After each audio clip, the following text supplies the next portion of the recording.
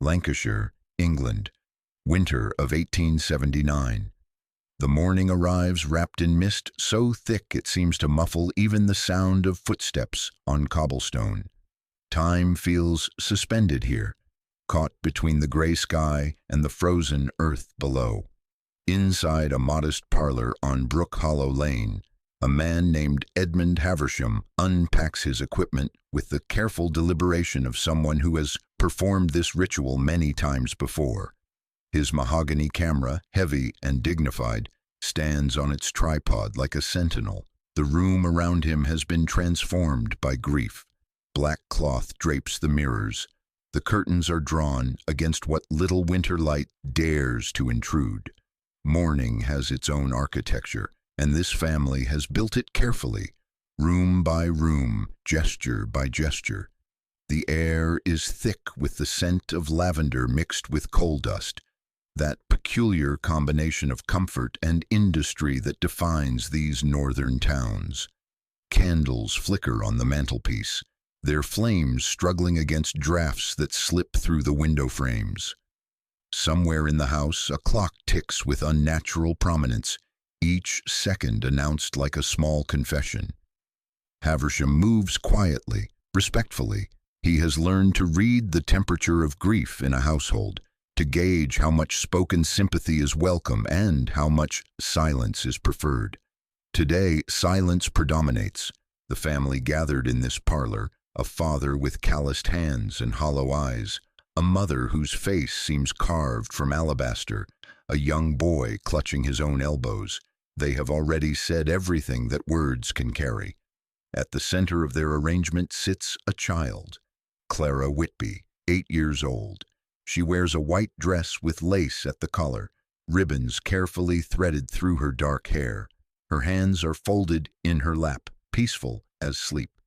But she is not sleeping. The stillness that surrounds her is absolute, final. This is why Haversham has come. In an era before moving pictures, before the casual snapshot, before photographs became as commonplace as breath, the portrait of the deceased was not macabre. It was memorial. It was love made visible. It was the only way to hold on to a face that would otherwise fade from memory like morning fog. These photographs were acts of devotion, not horror. They were attempts to tell death it could not steal everything.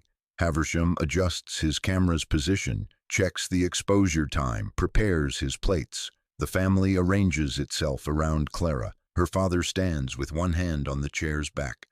Her mother kneels beside her, one arm extended as if to embrace without touching. Her brother Samuel, 10 years old, holds her small hand in his. They freeze into position, understanding that movement means blur, means failure, means losing this one permanent image. The shutter will require several seconds to capture them, several seconds of absolute stillness, several seconds of pretending time has stopped when it has, in fact, already stolen what they most treasured. The flash powder ignites with a soft hiss. Light fills the room. In that brief moment of illumination, every detail becomes eternal. The texture of the black cloth, the shadows pooling beneath the furniture, the pale faces suspended between worlds. Then darkness returns, and it is finished. Haversham packs his equipment. The family releases its rigid pose. Life, such as it is, continues. The photograph will be developed, printed, framed. It will hang in the parlor or rest in an album, passed down through generations who will know Clara Whitby only through this single frozen moment. For more than a century, the photograph would be considered ordinary. One more testament to Victorian grief. One more family's attempt to bargain with oblivion. Until modern artificial intelligence analysis revealed something no human eye had ever seen. The child was looking back. Before the mystery, before the camera, before the silence descended, there was simply life. The Whitby family occupied a narrow brick house on the eastern side of Brook Hollow, where the coal yards met the residential streets and the air always carried a faint taste of industry. Thomas Whitby worked as a foreman at the Ashworth mine, a position of modest authority that allowed his family a degree of comfort rare among the laboring classes. He was a man of few words but steady presence, the kind of father who demonstrated affection through consistency rather than effusion. Each evening he returned home with blackened hands and tired eyes, but he never failed to bring some small thing, a sweet from the market, a ribbon he noticed in a shop window, a smooth stone from the railroad tracks that caught the light in an interesting way. Margaret Whitby maintained their home with the quiet pride of a woman who understood that dignity and wealth were not the same thing. She kept the floors swept, the windows clean, the hearth warm. Her voice filled the house with hymns as she worked, old songs her own mother had taught her, melodies that seemed to make even ordinary tasks feel purposeful. She sewed by candlelight after the children were asleep, mending Thomas's work clothes and creating small garments for the neighbors' babies, taking payment in bread or cheese or simply gratitude. Her hands were never idle. Her faith was never questioned. She believed in a just God who watched over good people, and she tried very hard to be good. Samuel, the elder child, carried his father's serious temperament. At 10 years old, he already understood the weight of responsibility, the necessity of thinking before speaking, the value of work done without complaint. He attended the parish school and came home with his lessons carefully memorized, reciting them to Clara while she played with her dolls or drew pictures on scraps of paper salvaged from his father's accounts. He was protective of his sister in that fierce, inarticulate way of boys who loved their siblings but would die before admitting it aloud. When other children teased her or played too roughly, Samuel appeared at her side, silent and immovable as a wall. And Clara was light-made animate. She was laughter echoing down the narrow hallway, singing invented songs to herself while she helped her mother fold laundry, creating elaborate stories about the people who passed their window. Her drawings covered the walls of the small room she shared with Samuel, crude sketches of flowers and horses and angels with enormous wings. She had a way of noticing beauty in unlikely places, the frost patterns on windows, the iridescent sheen on a pigeon's neck, the way steam from the wash basin caught the morning light. She asked endless questions. Why did birds fly south? Where did the moon go during the day? What happened to people's breath when it disappeared into cold air? Margaret answered patiently when she could, and when she couldn't, she simply said that some mysteries belonged to God. And Clara seemed satisfied with this, as if divine mystery were just another interesting thing to contemplate. Their life together was not remarkable by the world's standards.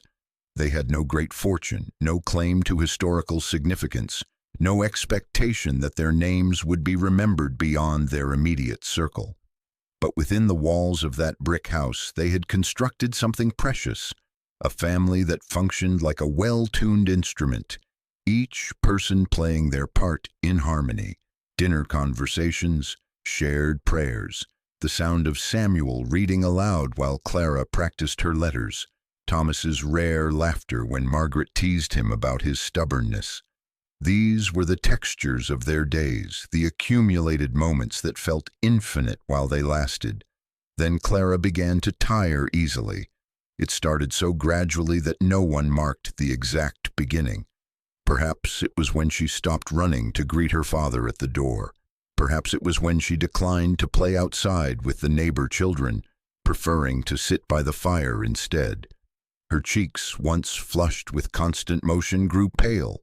Her eyes, so bright they seemed to catch and hold every spark of light, began to dim. She complained of a heavy chest, as if something pressed down on her lungs when she tried to breathe deeply. Margaret made broths and teas. Thomas carried Clara up the stairs when she grew too weary to climb. Samuel read to her from his school books, trying to distract her from discomfort with stories of faraway places and ancient heroes. The town doctor, a man with kind eyes and limited tools, examined Clara in their small parlor. He listened to her chest, looked down her throat, felt her forehead and wrists. He called it a winter ailment, the kind of thing that passed through the industrial towns when the cold settled in and the coal smoke thickened the air. Rest, he prescribed, warm liquids, prayer. He had seen children recover from worse. He had also seen them fail to recover at all. But he did not say this part aloud. Hope, he believed, was also a medicine, perhaps the only one that sometimes worked when all others failed. No one could have known that within a week the Whitby home would fall silent and the camera would soon arrive to capture what they refused to let go. December in Lancashire brings a particular kind of cold, one that seeps through walls and settles into bones, that makes even the warmest fire feel inadequate against its persistence. The night that Clara's condition worsened arrived without warning, as if winter itself had decided to press its advantage. Margaret sat vigil beside her daughter's bed, watching the child's labored breathing by lamplight.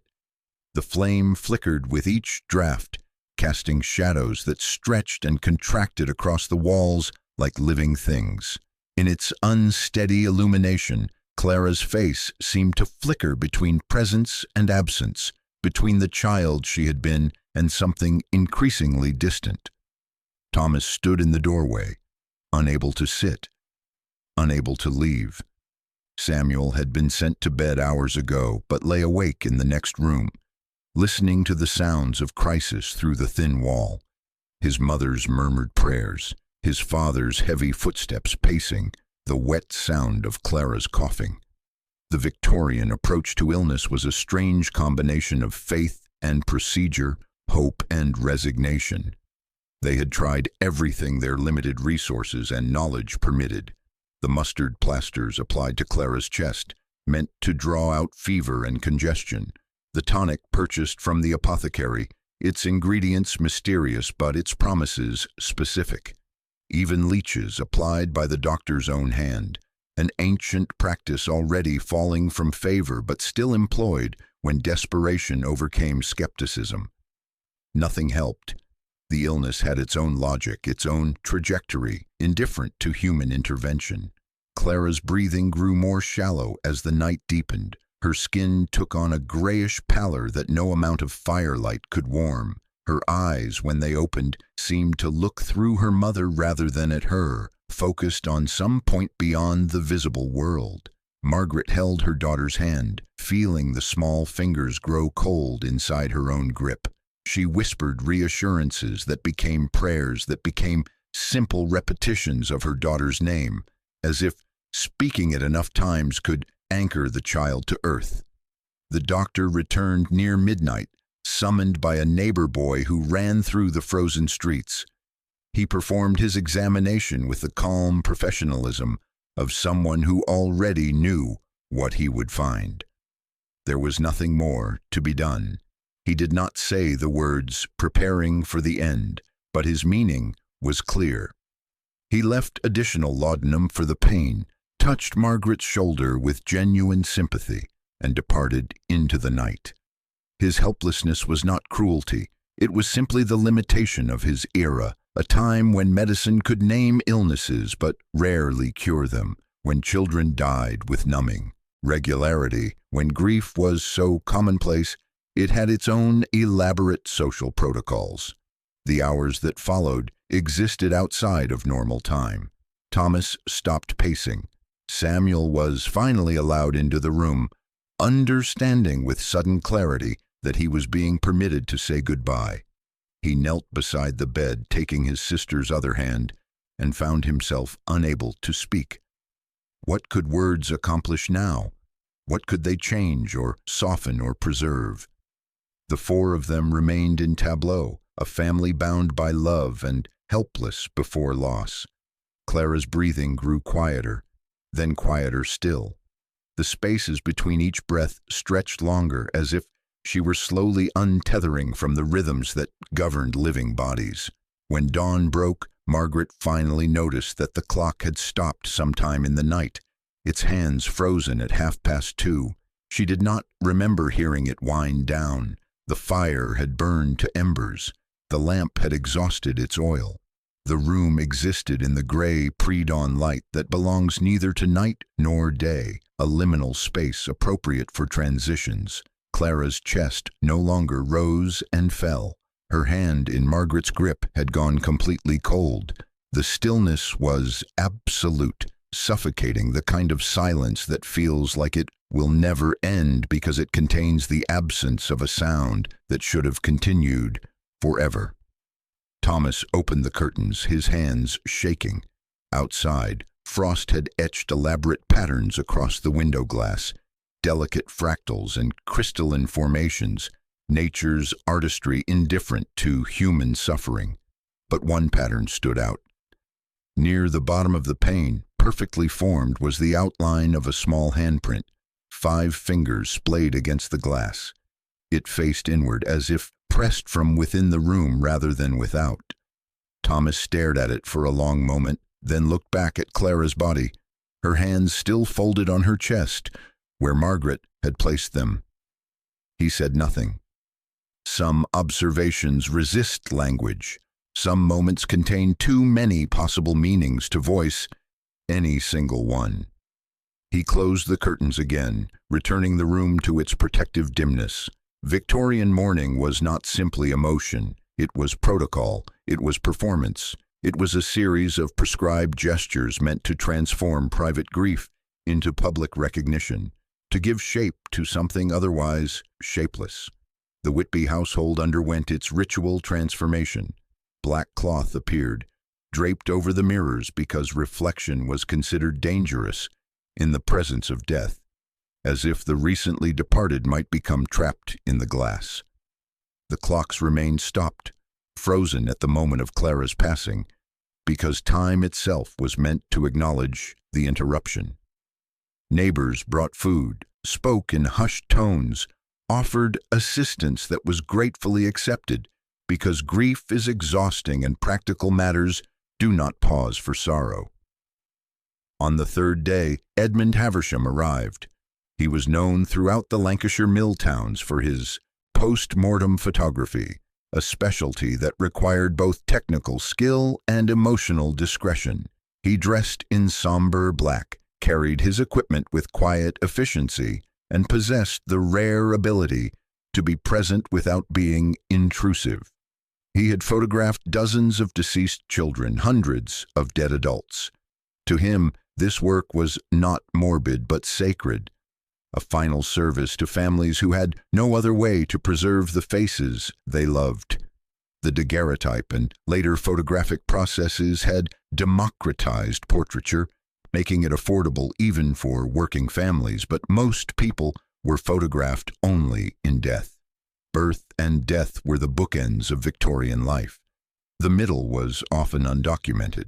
Margaret had prepared Clara with meticulous care. The child wore her best dress, white with lace at the collar and cuffs, the kind of garment saved for Easter Sunday and special occasions. Her dark hair had been brushed until it shone, then arranged with ribbons that Margaret had stayed up late to press.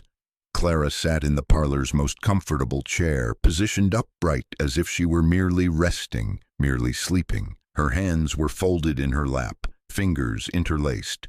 Her eyes were closed, the lids smoothed carefully to prevent any suggestion of distress. She looked peaceful. This was the effect Victorian post-mortem photographers strove for, not the appearance of death, but the illusion of tranquil sleep, a temporary rest before heavenly awakening. The family arranged itself around her. Thomas stood behind the chair, one hand on its back, his face set in an expression of stern resignation. Margaret knelt beside Clara, her arm extended in an almost embrace, close enough to suggest connection, but not so close as to disturb the carefully arranged pose. Samuel, still wearing the black armband that marked him as a mourner, took his sister's hand. Havisham noticed how tightly the boy gripped those cold fingers, as if he could warm them back to life through sheer determination. The photographer said nothing.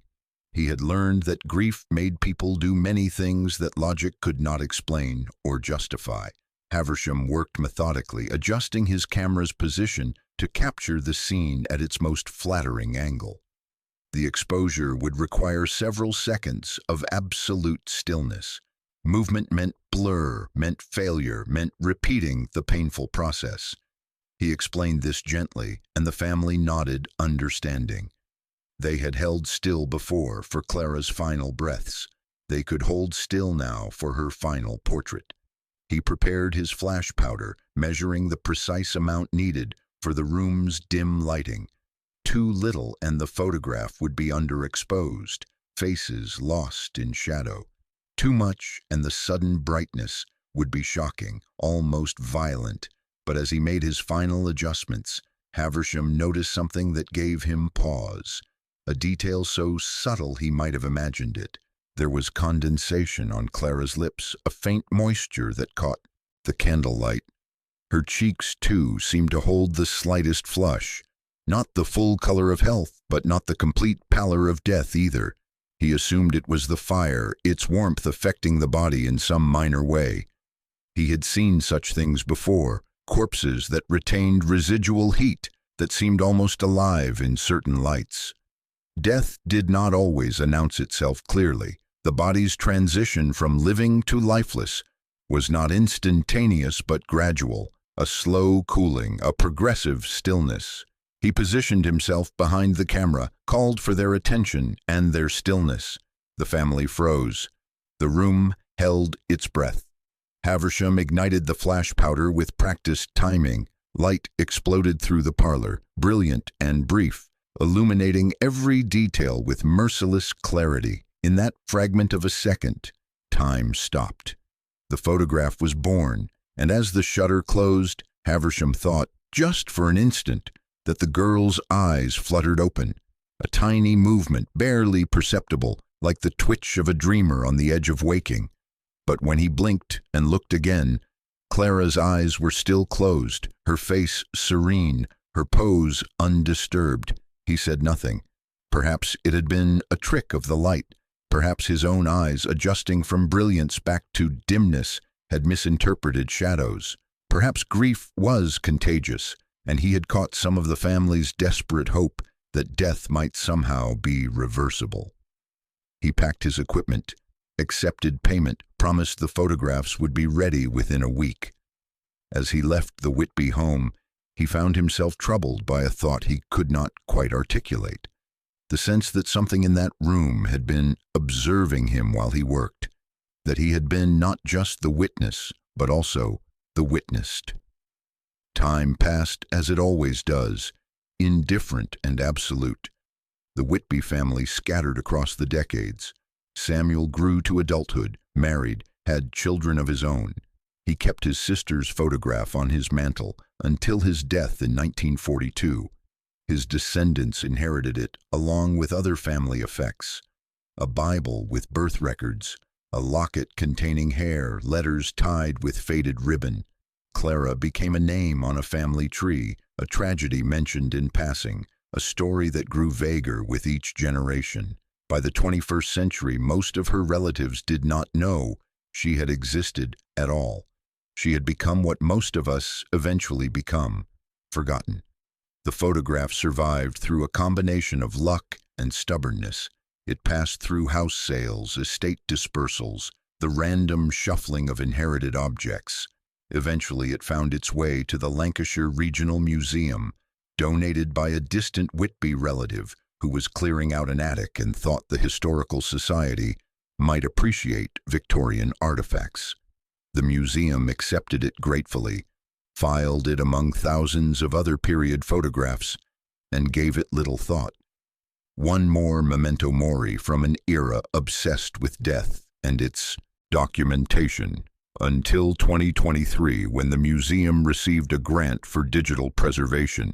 The project aimed to scan, catalog, and restore the archives, making them accessible to researchers and the public through an online database. Dr. Elise Martin, a curator specializing in Victorian social history, oversaw the digitization effort. She was a methodical woman in her mid-40s, someone who had spent decades studying the past through its physical remnants. Photographs, letters, clothing, household objects. These were her primary sources, the evidence from which she reconstructed how ordinary people had lived, loved, and died in eras before living memory. The Whitby photograph came to her attention during a routine cataloging session. It was labeled simply, "Whitby Family, circa 1879, post-mortem portrait." Nothing unusual. She had processed hundreds of similar images. Victorian death photography was well documented, extensively studied, no longer shocking to modern sensibilities. She scanned it at high resolution, noted its good condition, entered its metadata into the database. Then, almost as an afterthought, she decided to run it through a new artificial intelligence restoration tool the museum had acquired. The software was designed to enhance degraded images, filling in missing details, reducing noise, clarifying features obscured by time and damage. Elise worked in the museum's basement, where the digital archives were housed. The room was utilitarian. Fluorescent lights, humming computers, walls lined with filing cabinets and storage boxes. It smelled faintly of old paper and plastic, that particular scent of preservation and obsolescence mixed together. She loaded the Whitby photograph into the AI program and selected the enhancement settings. The algorithm began its work, analyzing the image pixel by pixel, identifying patterns, making calculations about what existed and what had been lost. A progress bar moved slowly across the screen. She made tea while she waited, answered emails, half forgot what she had set in motion. When she returned to her desk, the enhanced image was complete. The difference was remarkable.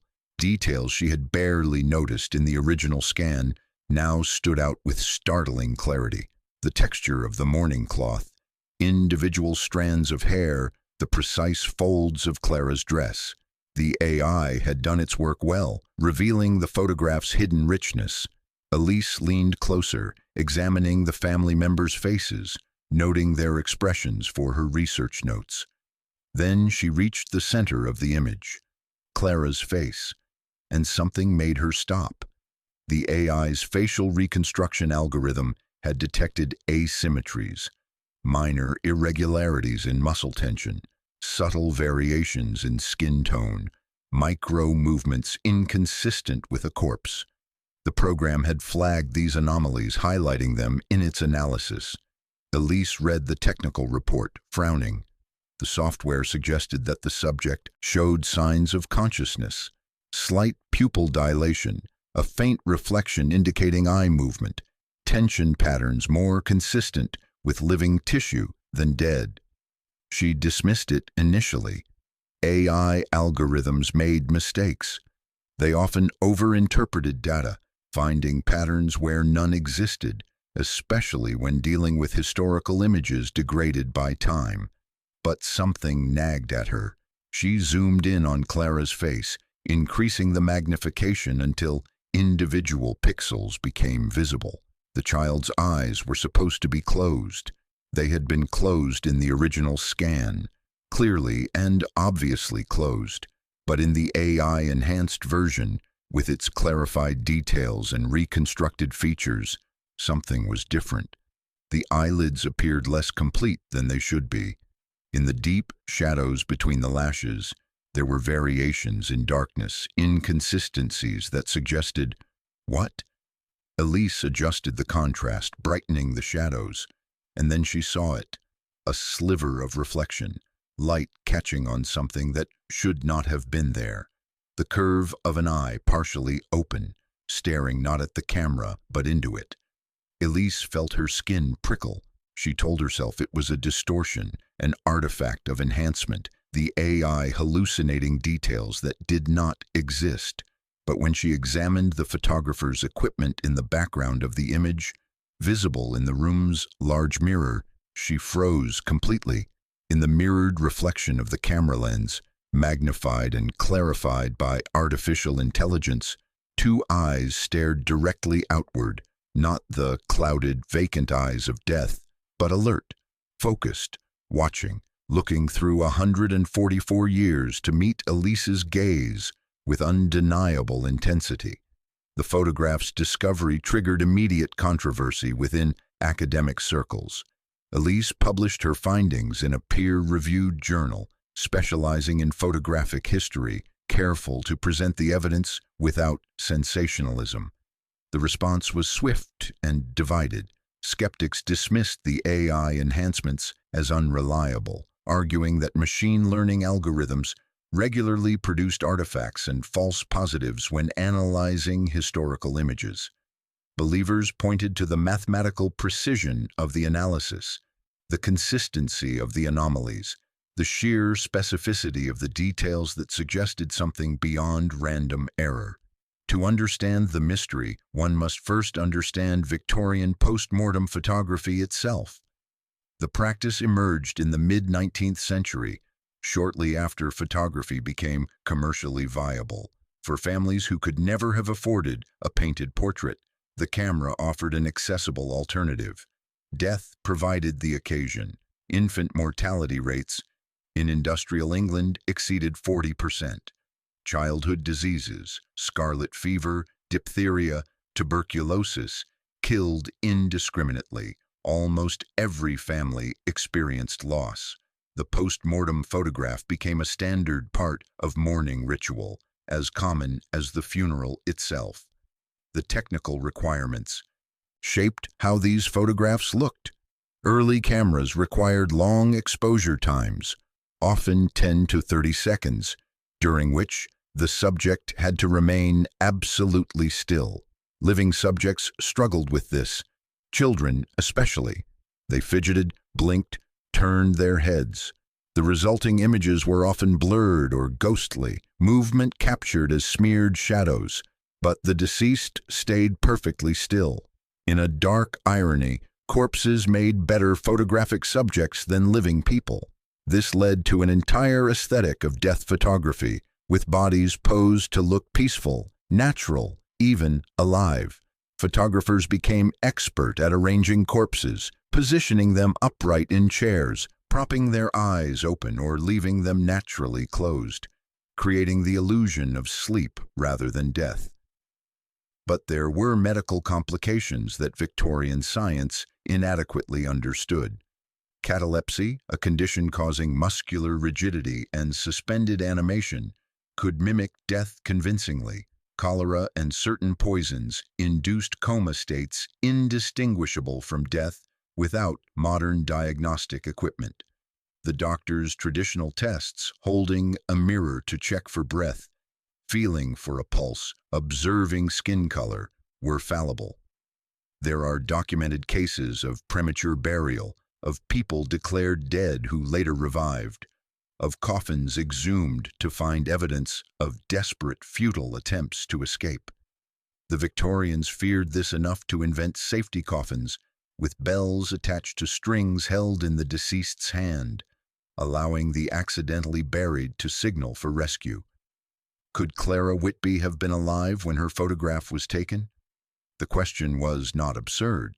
If she had been in a death-like trance, if her breathing and heartbeat had slowed to imperceptible levels, if Victorian medicine had declared her dead when she was merely dying, then the photographer might have captured the moment when consciousness still flickered, the condensation on her lips that Haversham noticed, the faint warmth in her cheeks, the possible flutter of her eyelids.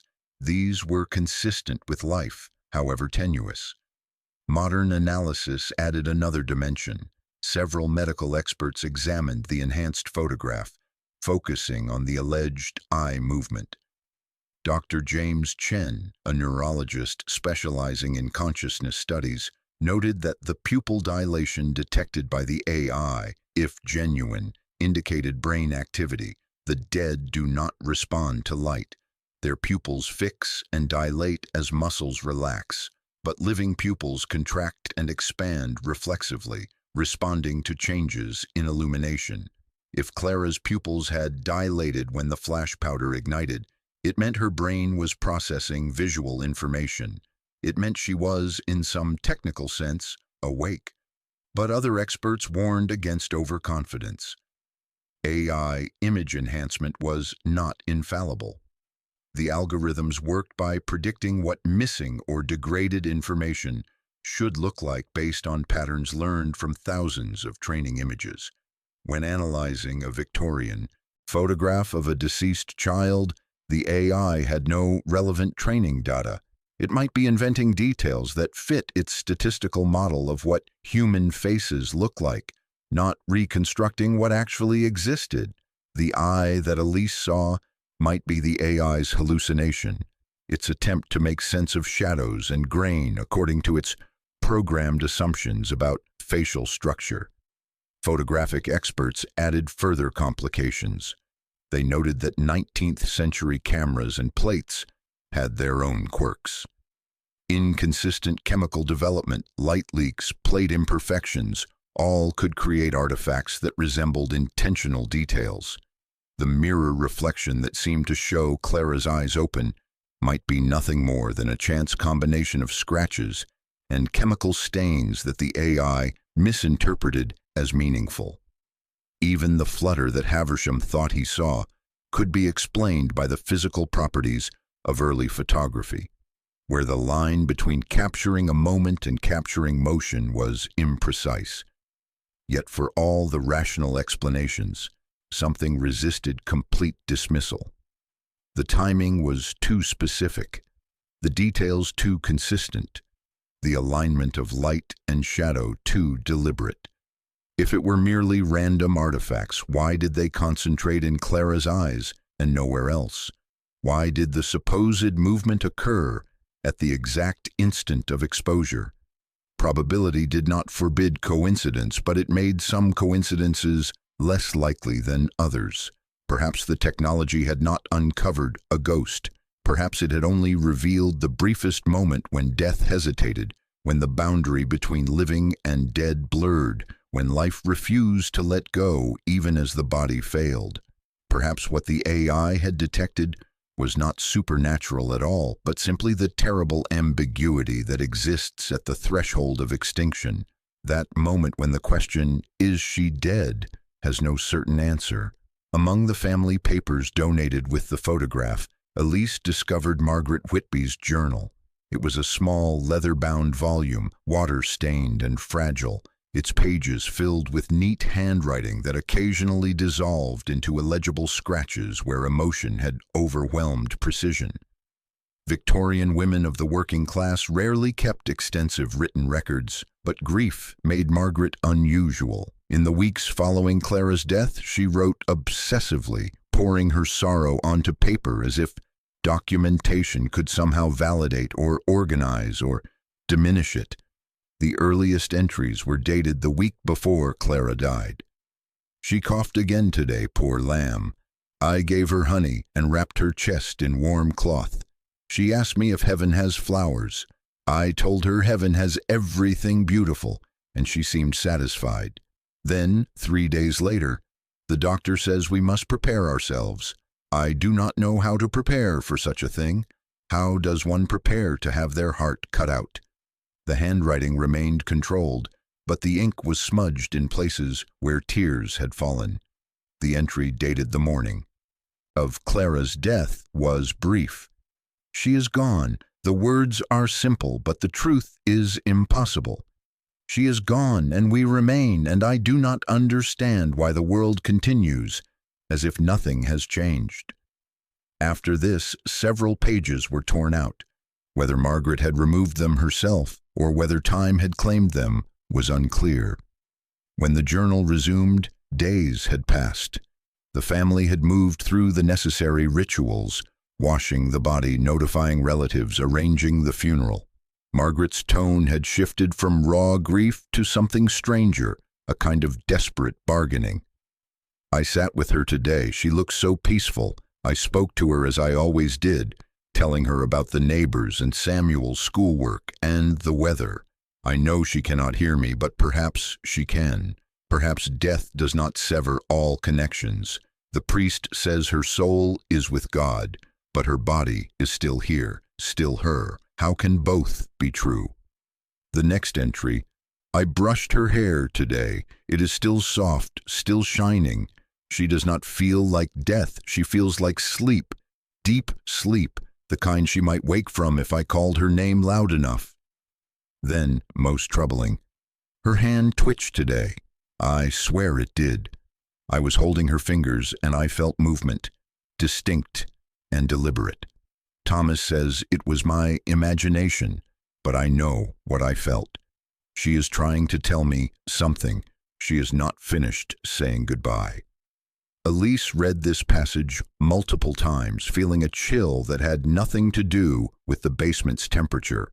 Margaret was describing post-mortem spasms, muscular contractions caused by residual nerve activity in recently deceased bodies. Medical science understood this phenomenon, but to a grieving mother without such knowledge, it would seem like life persisting, consciousness refusing to depart. The entry dated the day of the photograph was longer, more detailed. The photographer came today, Mr. Havisham. He was very kind, very patient. He arranged Clara in her chair, the one she loved to curl up in with her books. We stood around her as he instructed. Samuel held her hand. I wanted to hold her too, but Mr. Havisham said I should extend my arm as if reaching for her, as if she were just beyond my grasp. How fitting! She has always been just beyond my grasp now, just beyond everything. The flash powder was very bright. I blinked and saw colors behind my eyelids. When I opened them again, Clara's eyes were closed, as they had been, as they should be. But for a moment, the briefest moment, I thought I saw her eyelashes flutter. Margaret's journal continued for several more weeks, charting her slow, incomplete recovery from acute grief. She described the funeral, the burial, the hollow feeling of returning to a house that no longer contained her daughter. She wrote about Clara's belongings, which she could not bring herself to remove or pack away. She described dreams in which Clara was still alive, still chattering and laughing, and the terrible disorientation of waking to remember the truth. And repeatedly, almost obsessively, she returned to the photograph. It arrived today. Mr. Havisham delivered it personally. It is beautiful. Clara looks so peaceful, but when I look at it too long, I feel watched, as if she is looking back at me from wherever she has gone. The final entry Elise could decipher was dated 3 months after Clara's death. She blinked today, I swear she did. I was staring at the photograph, trying to memorize every detail, and her eyes, which are closed, they are definitely closed, seemed to move. Just a tiny flutter, like when she was falling asleep and fighting it, wanting to stay awake a few minutes longer. Thomas thinks I am losing my mind. Perhaps I am, but I know what I saw. She is not gone, not entirely. Some part of her remains, caught between the world and whatever lies beyond it. The photograph has preserved more than her image. It has preserved her gaze. Reading these words across a gulf of 144 years, Elise felt an uncomfortable kinship with Margaret Whitby. She, too, had become obsessed with the photograph. She, too, spent hours examining Clara's face, looking for signs of what? Life. Consciousness, evidence that some essential spark had been captured and frozen by 19th century chemistry and 21st century algorithms. She found herself thinking about Clara at odd moments, while making coffee, while driving home, while lying awake at 3 in the morning. The child had been dead for more than a century. Everyone who had known her, loved her, mourned her, was also dead. And yet she persisted, not as memory which fades, but as image which endures. Elise spoke aloud to the empty basement. She blinked today. I swear she did. The words felt both ridiculous and absolutely true. She had seen the same thing Margaret had seen, separated by more than a century, but united by the same impossible observation. And she realized that the mystery of the photograph was not whether Clara had been alive when it was taken.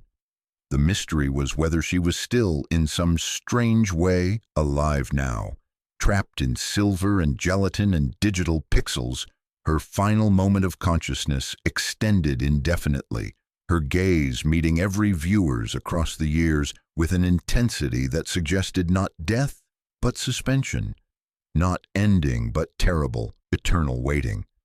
The photograph went viral within weeks of Elise's publication. News outlets picked up the story, framing it variously as historical curiosity, technological achievement, or supernatural mystery depending on their audience. Social media amplified it exponentially.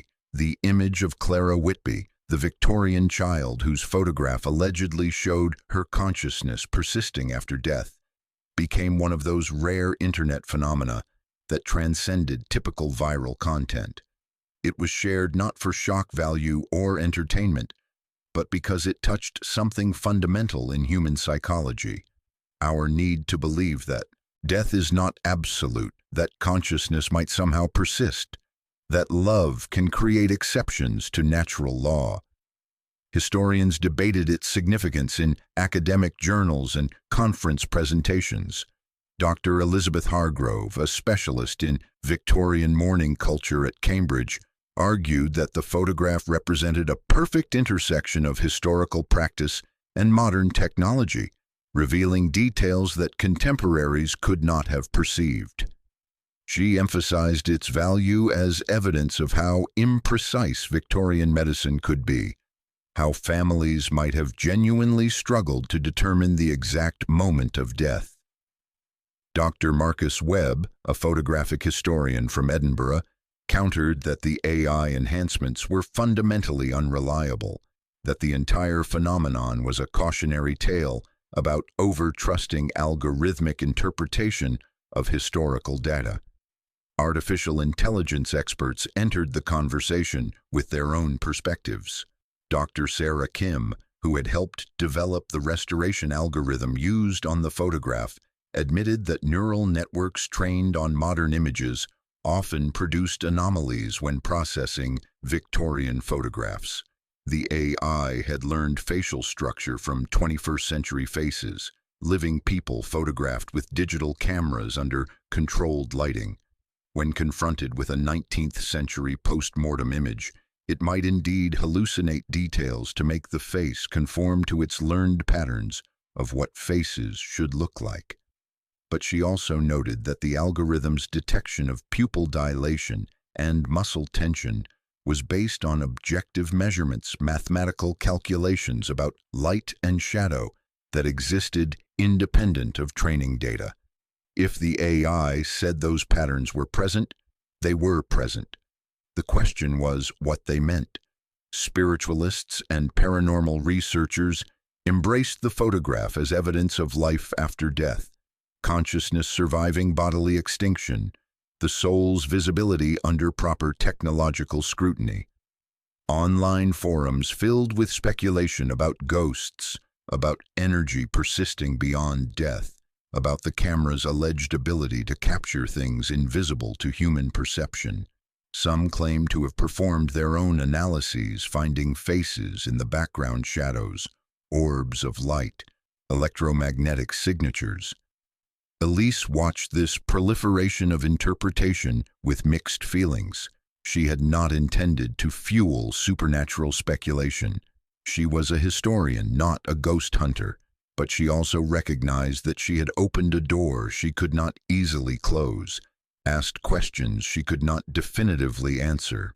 The most thoughtful responses came from philosophers and ethicists who saw in the photograph a meditation on consciousness itself. What did it mean to be alive? If Clara's brain had still been processing information at the moment of the photograph, if she had been aware in some minimal sense, did that constitute consciousness? Could there be degrees of death, gradual extinctions rather than binary, switches?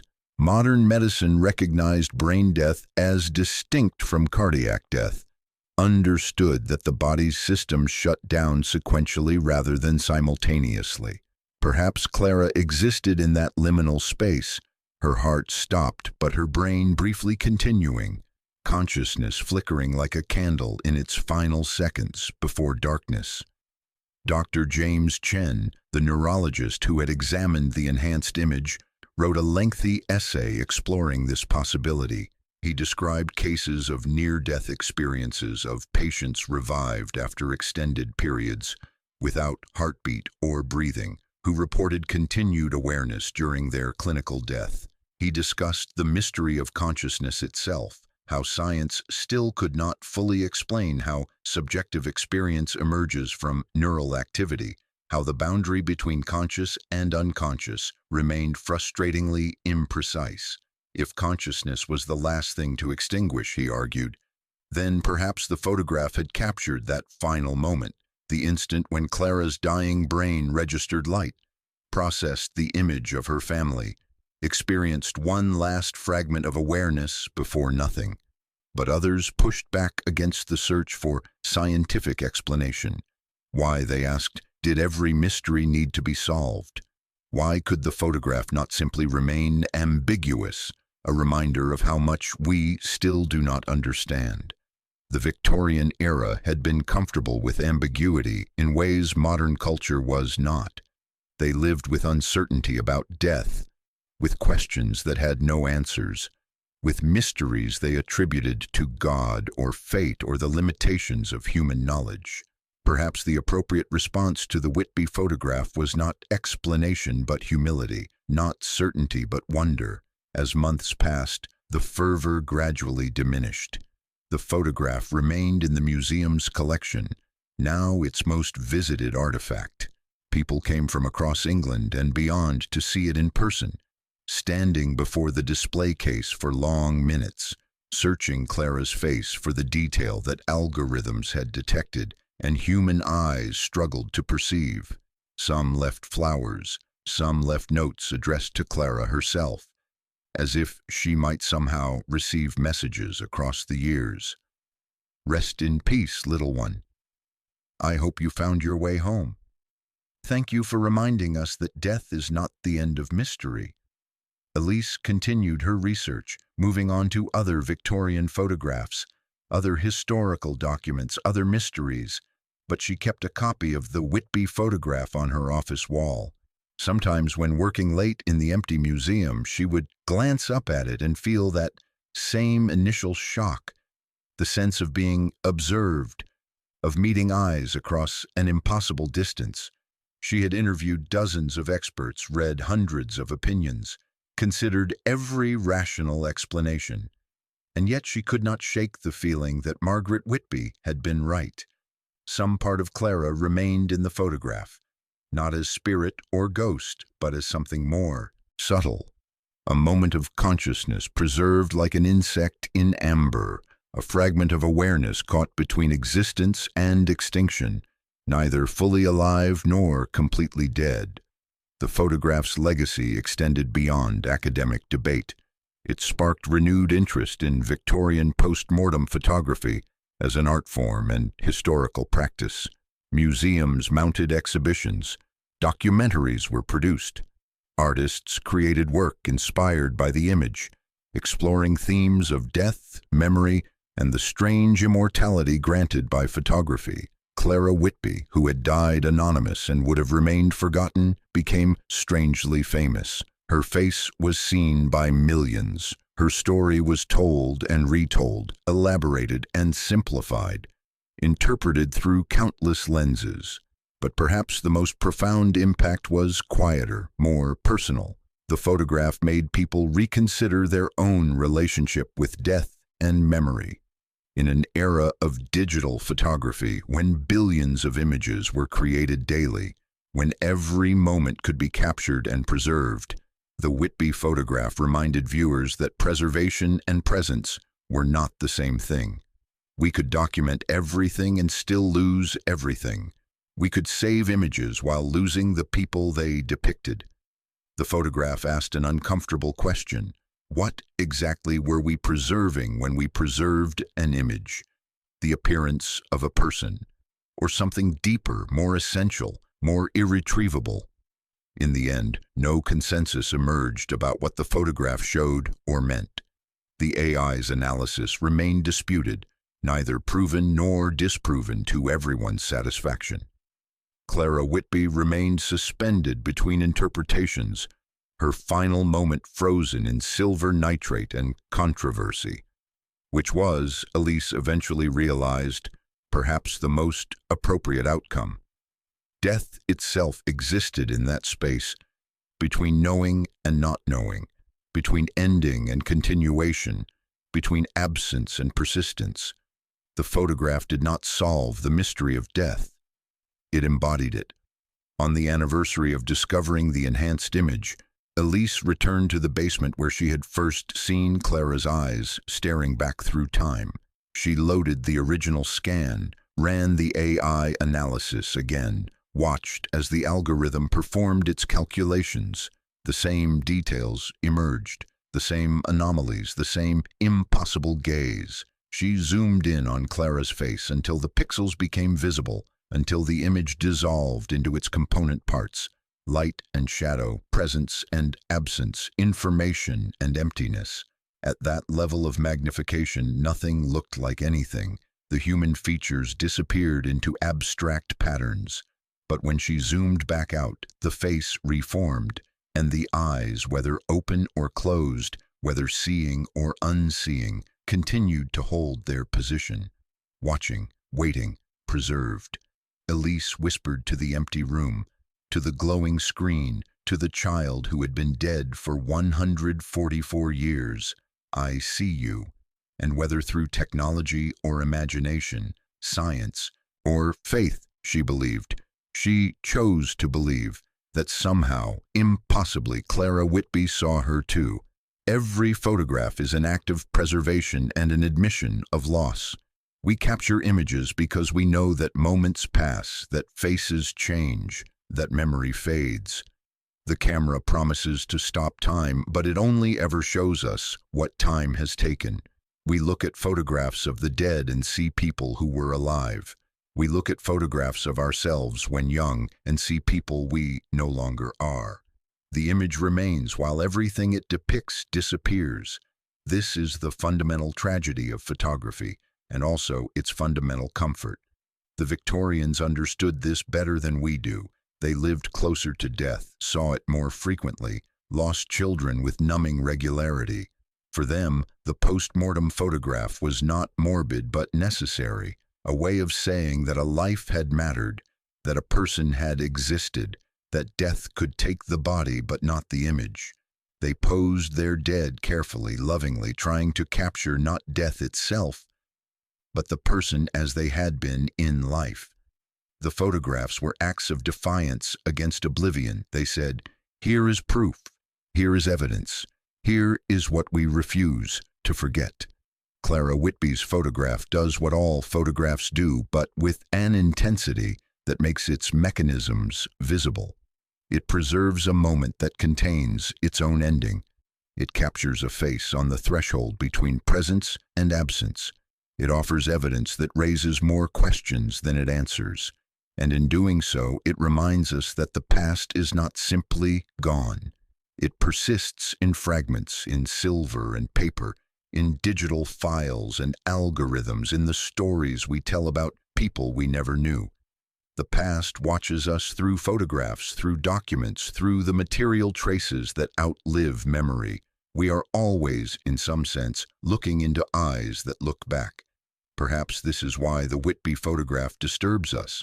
Not because it might show a ghost or prove life after death or reveal some supernatural truth, but because it makes explicit what every photograph implies, that images have a strange life of their own, that preservation creates its own kind of haunting, that every act of looking backward means meeting the gaze of someone who cannot look away.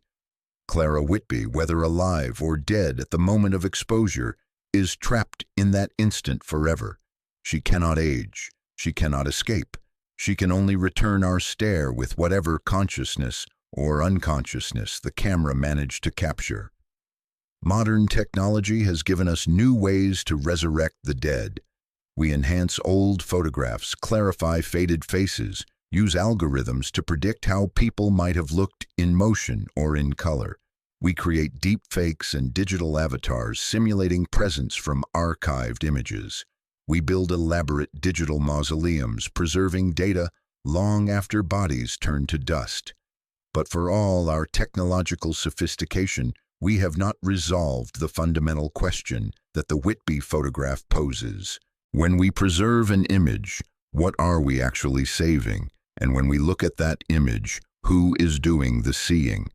The answer, perhaps, is that photographs are not one-way windows into the past. They are mirrors. When we look at the dead, we see our own mortality reflected back. When we search for consciousness in a Victorian child's face, we confront our own desperate hope that awareness might persist, that death might not be absolute, that some essential spark might survive beyond the body's failure. The photograph does not show us Clara Whitby as she was. It shows us our relationship with death, our fear of extinction, our need to believe that love creates exceptions to natural law. In the end, whether Clara's eyes were open or closed, whether she was alive or dead, whether the AI detected truth or hallucinated meaning, these questions miss the point. The photograph matters not because it solves a mystery, but because it reminds us that mystery is unavoidable. We live in a world where consciousness emerges from matter through processes we barely understand, where the line between living and dead is imprecise, where every preserved moment contains irrecoverable loss. We take photographs because we cannot stop time. We enhance them because we cannot bear to let go. We stare into the faces of the dead because we hope to find something that death has not erased. Clara Whitby stares back because that is what photographs do. They hold our gaze. They refuse to look away. They offer permanence while depicting transience. They preserve moments that no longer exist. And in doing so, they create a strange immortality, not life after death, but image after life, presence after absence, gaze after seeing has stopped. Every photograph is a ghost, every image a haunting, every act of looking a conversation across an unbridgeable distance. The Victorians knew this. They draped their mirrors and stopped their clocks and photographed their dead because they understood that death does not end relationship. It only transforms it into something stranger, something that exists in memory and image and the stories we tell. Margaret Whitby saw her daughter blink in the photograph because love makes us see what we need to see. Elise Martin saw consciousness in AI-enhanced pixels because wonder makes us look for meaning in ambiguity. And we, viewing the photograph across the gulf of years, see whatever our own fears and hopes and beliefs about death allow us to see. Perhaps every photograph is a mirror, and every gaze once captured never truly dies. It only waits, patient and permanent, for someone to look back, to meet eyes across time, to participate in that strange communion between image and observer, past and present, the dead and the living who will join them. We are all, eventually, subjects in someone else's photograph. We are all, eventually, frozen moments stared at by future eyes. We are all, eventually, gazes that persist after seeing stops. The photograph endures. The mystery remains. And Clara Whitby, whether alive or dead in 1879, continues to watch from her mahogany frame, her ribbon-tied hair, her folded hands, watching as we have always watched the dead, and as the dead have always, in their fashion, watched us back.